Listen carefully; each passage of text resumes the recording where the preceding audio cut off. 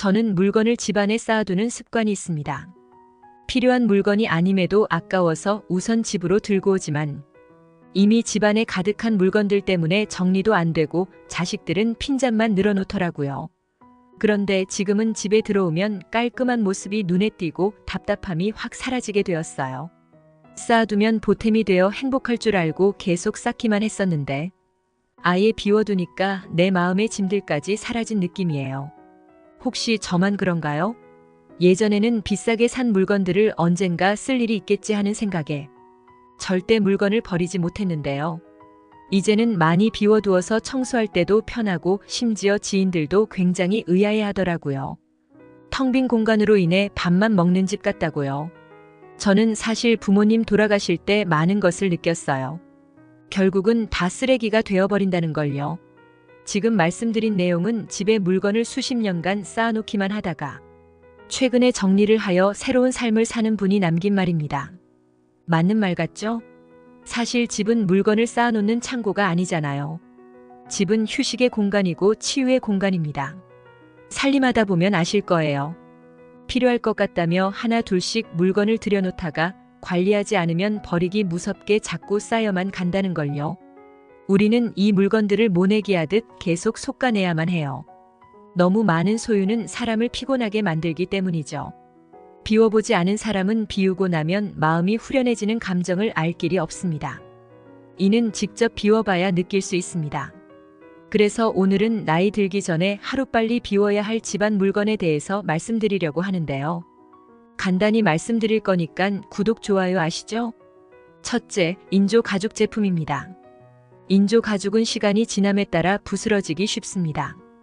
간혹 사용하지 않다가 오랜만에 꺼내보면 가방이나 신발에서 부스러기가 떨어지며 지저분해질 때가 있습니다.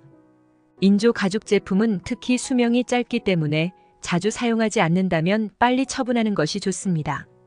상태가 좋은 천연 가죽이라면 중고로 판매할 수도 있지만 인조 가죽 제품은 대부분 재활용이 어렵고 부스러지기 시작하면 그때는 더 이상 사용할 수 없습니다. 둘째, 안 쓰는 운동기구입니다.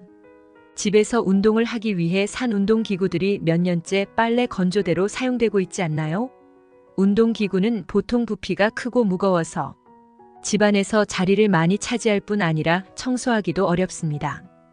2년 이상 사용하지 않았다면 이제는 중고로 팔거나 처분할 때입니다. 가격을 조금 낮춰서 팔거나 필요 없는 경우 무료로 나눔을 하면 금방 가져가실 분들이 생길 겁니다. 특히 집안에서 차지하는 공간이 클수록 청소도 어렵고 스트레스를 유발하기 때문에 안 쓰는 운동기구는 하루빨리 처분하는 것이 좋습니다. 셋째, 오래된 수건입니다. 수건에도 유통기한이 있다는 사실 알고 계셨나요?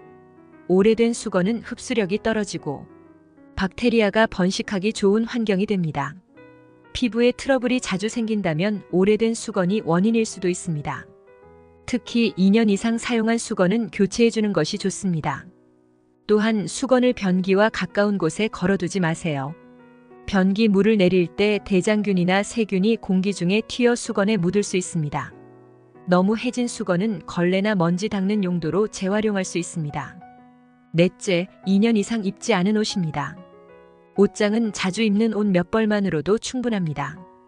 2년 이상 입지 않은 옷은 앞으로도 입을 가능성이 적습니다. 옷장을 비우면 아침에 옷을 고르는 시간이 줄어들고 공간도 더 깔끔해집니다. 입지 않는 옷들을 팔거나 기부하면 다른 사람에게 유용하게 쓰일 수 있습니다. 입지 않는 옷을 처분하면 남은 옷을 더 잘 관리하고 정리할 수 있게 됩니다. 다섯째, 유통기한이 지난 화장품과 약입니다. 오래된 화장품은 피부에 자극을 줄 수 있고 유통기한이 지난 약은 효과가 떨어지거나 부작용을 일으킬 수 있습니다. 특히 화장품은 개봉한 후 일정 기간이 지나면 성분이 변할 수 있으므로 정기적으로 점검해 보세요. 집안에 오래된 약도 많을 텐데 특히 감기약이나 비타민 같은 것들은 유통기한을 확인하고 빠르게 처분하는 것이 좋습니다. 여섯째, 고장난 전자제품입니다. 고장난 전자제품을 언젠가 고쳐서 쓸 수 있겠지 하면서 두고 계신가요? 사실 고장난 전자제품은 대부분 수리가 어렵거나 새 제품을 사는 것이 더 저렴한 경우가 많습니다. 고장난 제품은 빨리 정리하고 집안의 전자기기들도 정리하면 공간이 훨씬 더 넓어질 것입니다. 오래된 전자제품은 환경에 유해할 수 있으니 폐기할 때는 적절한 수거 방법을 따르는 것이 좋습니다. 일곱째, 사용하지 않는 주방용품입니다. 주방용품도 자주 쓰는 것만 남기고 정리하는 것이 좋습니다.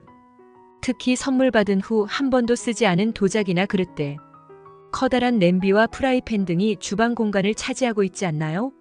매일 쓰는 식기들만 남기고 나머지는 정리하면 주방 정리가 훨씬 수월해질 겁니다. 필요 없는 주방용품은 팔거나 나눔을 통해 처분하세요. 여덟째, 쌓아둔 잡지와 책입니다. 읽지 않는 책과 잡지는 집안의 먼지와 공간을 차지하는 대표적인 물건입니다. 책장에 꽂힌 책들 중에서 1년 넘게 한 번도 손대지 않은 책들이 있다면 이제는 기부하거나 중고 서점에 팔아보는 것도 좋은 방법입니다. 또한 디지털화된 시대인 만큼 전자책이나 PDF로 책을 읽는 습관을 들이면 책장이 비워지고 집안이 훨씬 깔끔해질 수 있습니다. 아홉째, 낡은 침구류입니다. 오래된 이불이나 베개도 교체할 때입니다. 특히 베개는 시간이 지나면 안에 먼지와 세균이 쌓여 건강에 좋지 않습니다. 침구류는 매년 세탁하거나 교체해주는 것이 좋습니다. 잠자리는 편안해야 하므로 낡고 오래된 침구류는 과감하게 처분하세요. 열째, 쓸모없는 장식품입니다. 집안에 장식품을 많이 두면 청소할 때도 불편하고 시각적으로도 답답하게 느껴질 수 있습니다. 가구 위나 벽에 걸어둔 오래된 장식품이 있다면 이제는 비우는 것이 좋습니다. 최소한의 장식품만 남기고 나머지는 정리하면 집 안 공간이 훨씬 깔끔해질 것입니다. 도움이 되셨나요? 그렇다면 구독, 좋아요 한 번씩 클릭해 주시면 감사하겠습니다.